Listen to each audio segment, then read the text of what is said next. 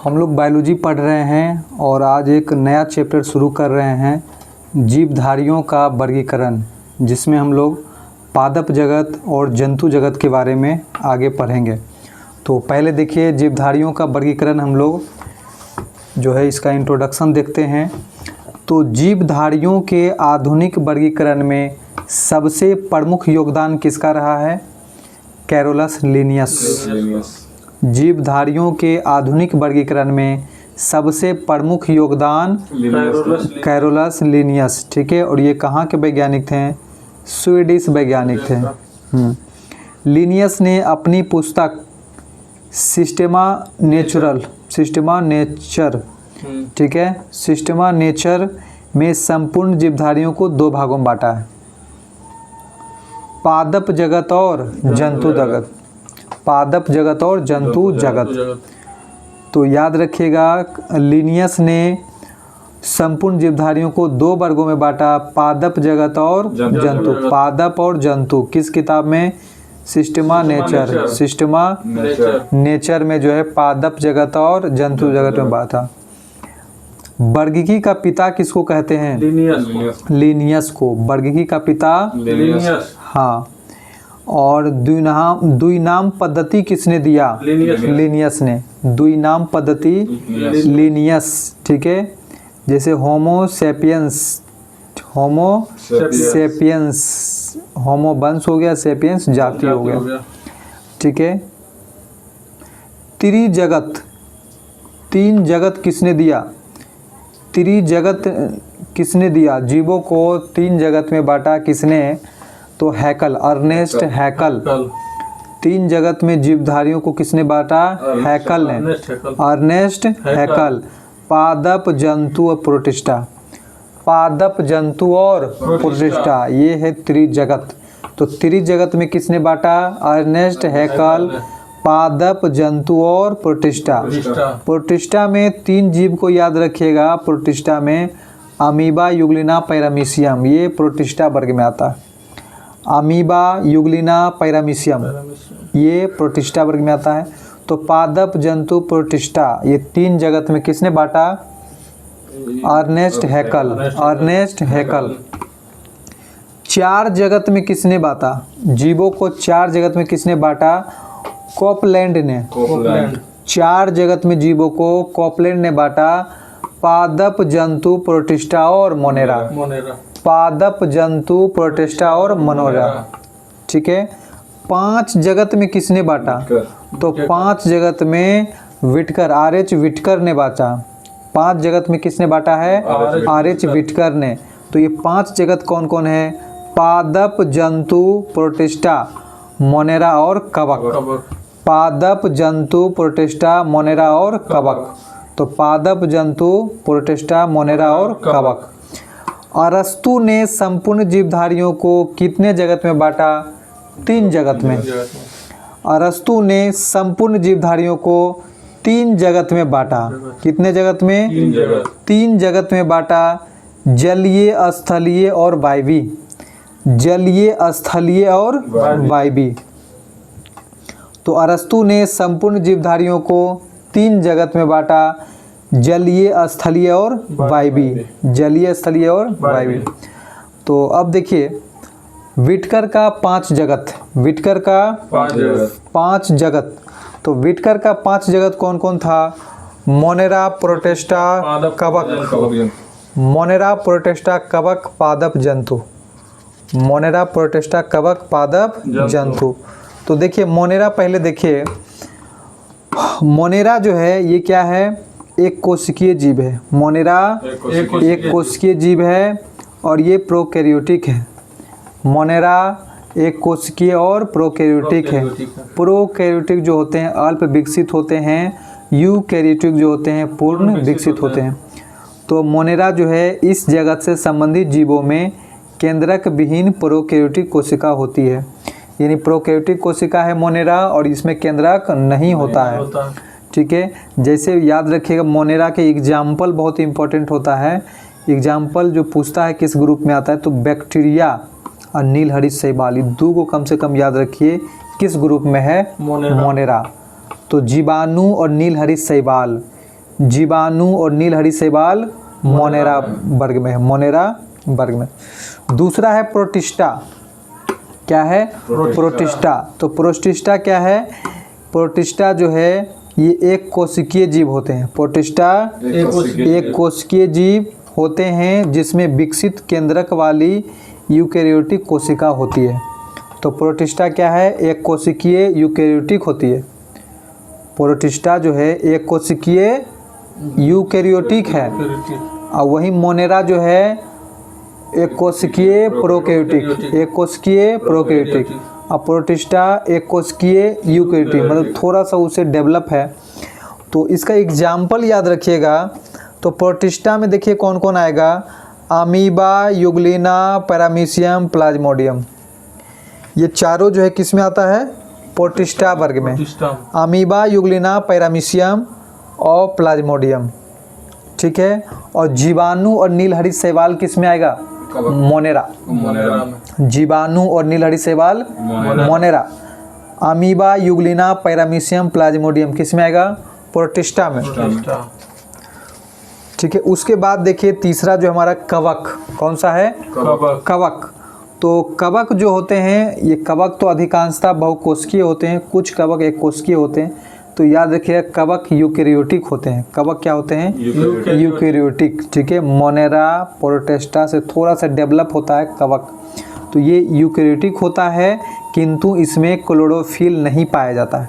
कवक में क्लोरोफिल नहीं पाया जाता है, जिसके कारण प्रकाश संश्लेषण की क्रिया इसमें नहीं होता है। ठीक है। तो कवक में देखिए दो गो एग्जाम्पल याद रखिएगा, मशरूम और पेनिसिलियम। मशरूम और पेनिसिलियम ये कवक वर्ग में आते हैं। ठीक है। उसके बाद जो है चौथा हमारा पादप। कौन सा ग्रुप है? पादप। पादप जो होते हैं ये बहुकोशिकीय होते हैं। ठीक है। पादप बहुकोशिकीय और यूकेरियोटिक होता है। बहुकोशिकीय और यूकेरियोटिक। हाँ, इसमें प्रकाश संश्लेषण होता है। ठीक है। पादप में प्रकाश संश्लेषण होता है। पांचवा जो है जंतु ग्रुप। कौन है? जंतु। इस जगत में, यह जगत में जो है बहुकोशिकीय और यूकेरियोटिक जंतु होते हैं। बहुकोशिकीय और यूकेरियोटिक। तो सभी जीव जंतु जानवर सभी किस में आते हैं? जंतु में आते हैं। ठीक है। सभी पेड़ पौधे पादप में आते हैं। ठीक है। तो ये तीन गो का एग्जाम्पल खाली याद रखिएगा, मोनेरा, प्रोटिस्टा और कवक। मोनेरा में दो गो याद रखिए। मोनेरा में दो गो कौन कौन? जीवाणु और नीलहरी शैवाल मोनेरा में। कवक में भी दो याद रखिए, मशरूम और पेनिसिलियम। मशरूम और पेनिसिलियम। बाकी जो अटपटांग आएगा उसको डाल दीजिए किसमें? प्रोटिस्टा में। अमीबा, यूग्लिना, पैरामीशियम, प्लाज्मोडियम ये प्रोटिस्टा में है। अमीबा, यूग्लिना, पैरामीशियम, प्लाज्मोडियम किस में है? प्रोटिस्टा में। अब पादप तो जानते ही हैं और जंतु में जानते ही हैं। कोशिका के आधार पर जीवधारियों को दो भागों में बांटा गया है। कोशिका के आधार पर जीवधारियों को एक होता है प्रोकैरियोटिक और एक होता है यूकेरियोटिक। प्रोकैरियोटिक जो होता है एक कोशिकीय जीव है। प्रोकैरियोटिक एक कोशिकीय जीव जो कि अल्प विकसित कोशिका होता है। प्रोकैरियोटिक एक कोशिकीय जीव होता है और ये अल्प विकसित कोशिका होता है। यूकेरियोटिक ये पूर्ण विकसित कोशिका है। यूकेरियोटिक पूर्ण विकसित कोशिका होता है, और यूकेरियोटिक जो होता है एक कोशिकीय जीव और बहुकोशिकीय जीव दोनों आते हैं इसमें। ठीक है। प्रोकैरियोटिक में केवल एक कोशिकीय जीव होते हैं, अल्प विकसित होते हैं। यूकेरियोटिक जो होते हैं पूर्ण विकसित होते हैं, जिसमें एक कोशिकीय जीव और बहुकोशिकीय दोनों आते हैं। एक कोशिकीय जीव में कौन आ जाता है? प्रोटिस्टा। एक कोशिकीय जीव में प्रोटिस्टा जो कि यूकेरियोटिक है। प्रोटिस्टा क्या? एक कोशिकीय यूकेरियोटिक है। और वहीं बात करें बहुकोशिकीय जीव में, बहुकोशिकीय जीव में कौन कौन आ जाता है? एक तो कोशिका भित्ति जिसमें हो, और एक है कोशिका भित्ति जिसमें नहीं हो। तो कोशिका भित्ति जिसमें नहीं है वो जंतु जगत हो गया, और कोशिका भित्ति जिसमें है, तो कोशिका भित्ति वाला भी एक हो जाता है क्लोरोफिल उपस्थित और क्लोरोफिल अनुपस्थित। तो क्लोरोफिल जिसमें उपस्थित है वो पादप जगत हो गया, और क्लोरोफिल जिसमें उपस्थित नहीं है वो कवक जगत हो गया। ठीक है। तो इस तरह से देखिए सारा जगत इसमें आ गया। ठीक है। तो यूकेरियोटिक को दो भागों में, एक कोशिकीय और बहुकोशिकीय। एक कोशिकीय में केवल प्रोटिस्टा आ जाएगा, अब बहुकोशिकीय में क्या आ जाएगा? जंतु, पादप और कवक। जंतु, पादप और कवक। अब देखिए वैसा यूकेरियोटिक जीव जो बहुकोशिकीय हो और जिसमें कोशिका भित्ति अनुपस्थित हो उसे क्या कहेंगे? जंतु जगत बोलेंगे। वैसा यूकेरियोटिक जीव जो बहुकोशिकीय हो और जिसमें कोशिका भित्ति नहीं हो उसे हम जंतु जगत कहेंगे। वही बात करें वैसा जीवधारी जो प्रोकैरियोटिक में आता हो उसे हम मोनेरा कहेंगे। जो प्रोकैरियोटिक में आता हो उसे मोनेरा कहेंगे और यह एक कोशिकीय होता है। यह क्या होता है? एक कोशिकीय। वैसा जीवधारी जिसका कोशिका पूर्ण विकसित हो और यूकेरियोटिक एवं एक कोशिकीय हो उसे क्या कहेंगे? प्रोटिस्टा। हाँ, वैसा यूकेरियोटिक जीव जो बहुकोशिकीय हो और कोशिका भित्ति उपस्थित हो और क्लोरोफिल अनुपस्थित हो उसको हम लोग कवक बोलेंगे। हाँ, ठीक है। यूकेरियोटिक बहुकोशिकीय, कोशिका भित्ति भी उपस्थित है लेकिन क्लोरोफिल नहीं है तो वो कवक हो गया। वैसा यूकेरियोटिक जो बहुकोशिकीय हो, कोशिका भित्ति भी हो, क्लोरोफिल भी हो, वो क्या हो जाएगा? अपना पादप हो जाएगा। ठीक है, तो हम लोग सबसे पहले पादप जगत पढ़ते हैं, ठीक है, उसके बाद हम लोग जंतु जगत पढ़ेंगे।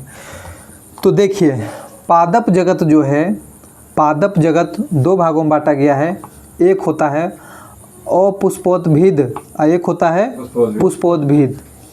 अपुष्पोद्भिद मतलब बिना फूल वाला, अपुष्प मतलब बिना फूल, और पुष्पोद्भिद मतलब पुष्प वाला। इंग्लिश में बोलते हैं अपुष्पोद्भिद को बोलते हैं क्रिप्टोगेमस और पुष्पोद्भिद को बोलते हैं फेनरोगेमस। तो फेनरो से फूल याद रखिएगा, फेनरोगेमस पुष्पोद्भिद जिसमें फूल फल हो, और अपुष्पोद्भिद क्रिप्टोगेमस जिसमें फूल फल ये सब नहीं होता।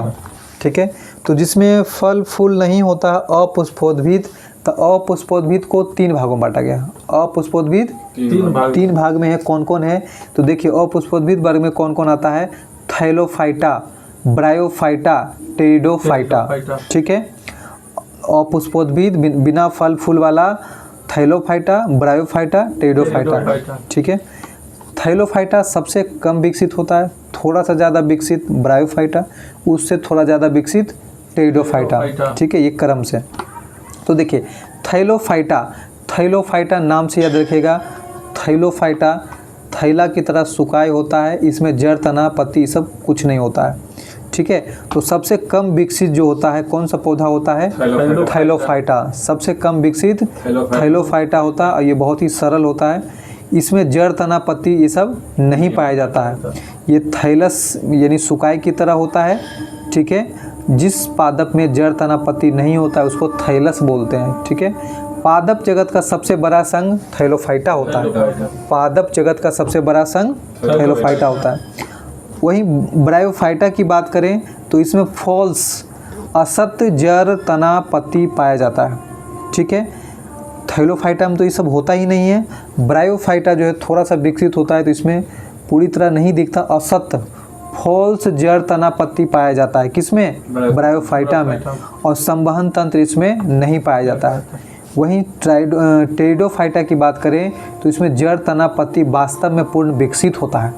टेरिडोफाइटा में जड़, तना, पत्ती ये सब वास्तव में विकसित होता है, मतलब पाया जाता है। संवहन तंत्र भी टेरिडोफाइटा में पाया जाता है। ठीक है, अब देखिए, वैसा फाइलम या संघ, वैसा फाइलम जिसमें जड़, तना, पत्ती ना हो उसको क्या बोलेंगे? थैलोफाइटा। वैसा संघ जिसमें जड़, तना, पत्ती असत्य रूप से दिखाई दे, ब्रायोफाइटा। वैसा फाइलम जिसमें जड़, तना, पत्ती वास्तविक रूप से दिखाई दे, टेरिडोफाइटा। संवहन तंत्र विकसित होता है किसमें? टेरिडोफाइटा में। जंतु जगत का सबसे बड़ा संघ जंतु जगत का ऑर्थोपोडा होता है। जंतु जगत का ऑर्थोपोडा। अब पादप जगत का सबसे बड़ा थैलोफाइटा। पादप जगत का उभयचर किसको बोलते हैं? ब्रायोफाइटा को। पादप जगत का उभयचर ब्रायोफाइटा। पादप जगत का रेप्टिलिया किसको कहते हैं? टेरिडोफाइटा। पादप जगत का रेप्टिलिया टेरिडोफाइटा। ठीक है, अब देखिए एक एक करके आइए। थैलोफाइटा पहले जानते हैं। थैलोफाइटा यह पादप जगत का सबसे बड़ा संघ होता है। यह पादप जगत का सबसे सरल संघ है। सबसे सरल संघ कौन है? थैलोफाइटा। और यह अपुष्पोद्भिद क्रिप्टोगेमस होता है। इसमें फूल, फल, बीज ये सब नहीं होता है। अपुष्पोद्भिद में फूल फल बीज ये सब नहीं होता है, और ना ही इसमें जड़ तना पत्ती ये सब भी नहीं होता है। यह बिल्कुल थैला की तरह सुखाए होता है। ठीक है, थैलोफाइटा में ही क्या आता है? शैवाल। थैलोफाइटा में क्या आता है? शैवाल। और क्या? कवक, लाइकेन। ठीक है, ये किस में आता है? थैलोफाइटा में आता है। किस में आता है? थैलोफाइटा। हाँ, तो थैलोफाइटा में ही शैवाल, कवक और लाइकेन। तो ठीक है, शैवाल के अध्ययन को क्या बोलते हैं? फाइकोलॉजी। ठीक है, शैवाल के कोशिका भित्ति किसका बना होता है? सेलुलोज का। शैवाल का कोशिका भित्ति सेलुलोज का। इसमें क्लोरोफिल, शैवाल में क्लोरोफिल उपस्थित होता है और यह प्रकाश संश्लेषण करता है और यह भोजन भी बनाता है। यह काफ़ी मात्रा में O2 मुक्त करता है, रिलीज करता है। ठीक है, शैवाल काफ़ी मात्रा में ऑक्सीजन रिलीज करता है। इसमें संचित खाद्य पदार्थ स्टार्च के रूप में जमा होता है। शैवाल में संचित खाद्य पदार्थ किस रूप में होता है जमा? स्टार्च के रूप में। ठीक है, देखिए कवक, कवक का अध्ययन को क्या कहते हैं? माइकोलॉजी। कवक का कोशिका भित्ति किसका बना होता है? काइटिन का। कवक में क्लोरोफिल नहीं होता है, जिसके कारण ये प्रकाश संश्लेषण नहीं करता है और ये भोजन भी नहीं बना पाता है। ठीक है, अब लाइकेन की बात करें तो लाइकेन जो है, लाइकेन का अध्ययन को क्या बोलते हैं? लाइकेनोलॉजी। यह वायु प्रदूषण का सूचक है। लाइकेन क्या होता है? वायु प्रदूषण सूचक है। जहाँ वायु प्रदूषण होता है वहाँ पे लाइकेन नहीं पाया जाता है। ठीक है, जहाँ वायु प्रदूषण वहाँ लाइकेन नहीं उभरता। रेसिला नामक लाइकेन से लिटमस पत्र प्राप्त होता है, याद रखिएगा। लिटमस पत्र जो कि अम्ल क्षार का सूचक होता है, तो लिटमस पत्र किससे प्राप्त करते हैं? रेसिला नामक लाइकेन से प्राप्त करते हैं। वैसा लाइकेन जो पेड़ की छाल पर उगते हैं उसको कार्टिकोल्स बोलते हैं। वैसा लाइकेन जो पेड़ की छाल पर उगे उसको कार्टिकोल्स बोलेंगे, और वैसा लाइकेन जो चट्टान पर उगे उसको सेक्सिकोल्स कहेंगे। ठीक है, जो चट्टान पे उगेगा सेक्सिकोल्स। लाइकेन एक प्रकार का मिश्रित जीव है। लाइकेन एक प्रकार का मिश्रित जीव है। तो किसका मिश्रित जीव है ये? कवक और शैवाल का। कवक और शैवाल का। ठीक है, ये दोनों एक दूसरे के सहचर होते हैं। तो कवक और शैवाल के मिश्रण को ही क्या बोलते हैं? लाइकेन। तो शैवाल और कवक के परस्पर सहयोग से बने सहजीवी पादप को लाइकेन कहते हैं। प्रदूषित क्षेत्रों में लाइकेन विलुप्त हो जाता है, लाइकेन वहाँ पे नहीं उगता है। तो वायु प्रदूषण जांच में किसका प्रयोग करते हैं? लाइकेन का। ठीक है, उसके बाद देखिए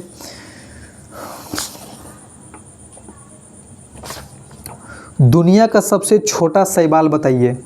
दुनिया का सबसे छोटा शैवाल, दुनिया का सबसे छोटा शैवाल जो होता है क्लेमाइडोमोनस। हाँ, दुनिया का सबसे छोटा शैवाल क्लेमाइडोमोनस।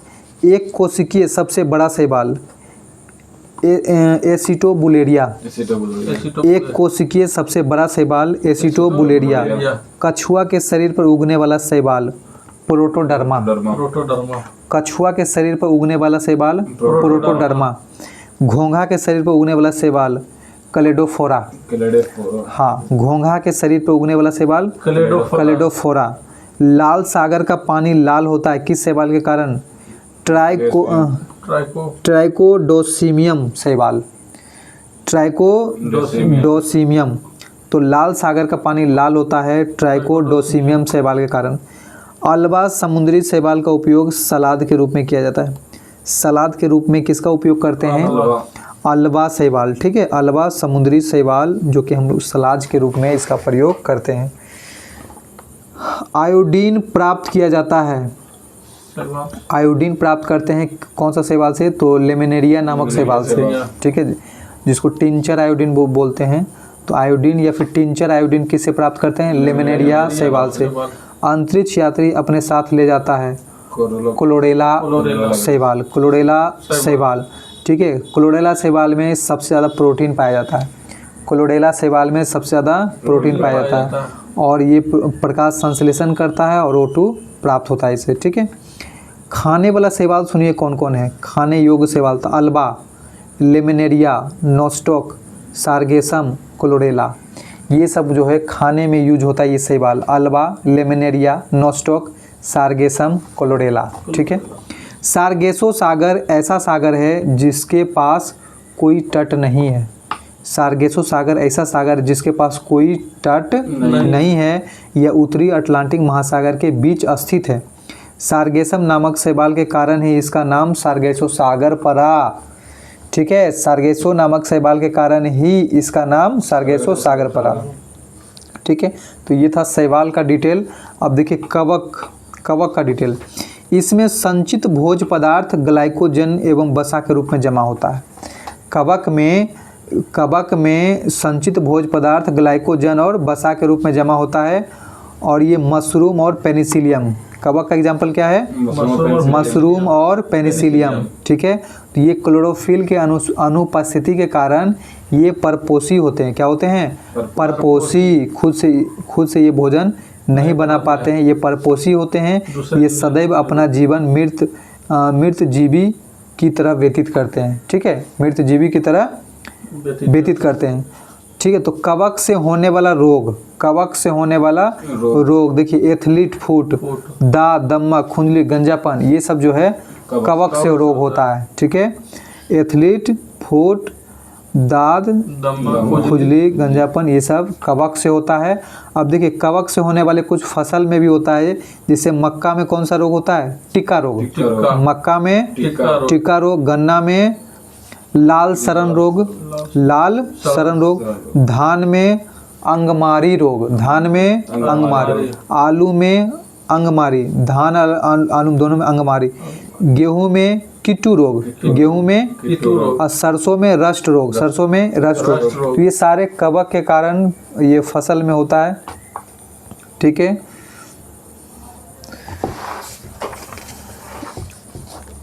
उसके बाद देखिए पुष्पोद्भिद। क्या है? पुष्पोद्भिद। हाँ, फेनरोगेमस। ठीक है, इधर हम लोग पढ़े, अभी हम लोग क्या पढ़े? अपुष्पोद्भिद। क्या पढ़े? अपुष्पोद्भिद, जिसमें थैलोफाइटा, ब्रायोफाइटा, टेरिडोफाइटा था। ठीक है, जो कि ये सब कम विकसित पेड़ पौधे होते हैं, बहुत कम। पुष्पोद्भिद जो होते हैं ये पुष्पोद्भिद जो होते हैं जिसमें फल, फूल, बीज पाए जाते हैं और ये विकसित पेड़ पौधे होते हैं। तो पुष्पोद्भिद देखिए, पुष्पोद्भिद को दो भागों में, फेनरोगेमस। ठीक है, पुष्पोद्भिद दो भागों में, एक है अनावृत बीजी और एक होता है आवृत बीजी। अनावृत बीजी और आवृत बीजी। ठीक है, अनावृत बीजी को जिम्नोस्पर्म और आवृत बीजी को एंजियोस्पर्म। ठीक है, अनावृत बीजी मतलब नग्न बीजी, अनावृत बीजी नग्न बीजी, और आवृत बीजी ये क्या हो जाएगा? आवृत बीजी ओ नग्न बीजी बोलते हैं इसको। ठीक है, हाँ, तो अनावृत बीजी जिम्नोस्पर्म यानी बीज के ऊपर आवरण नहीं होता। इसमें नाम से ही पता चल रहा होगा, अनावृत बीजी जिम्नोस्पर्म यानी नग्न बीजी, इस पे कोई आवरण नहीं होता। आवृत बीजी एंजियोस्पर्म यानी बीज के ऊपर आवरण होता है, बीज के ऊपर आवरण होता है। बीज फल के बाहर होता है।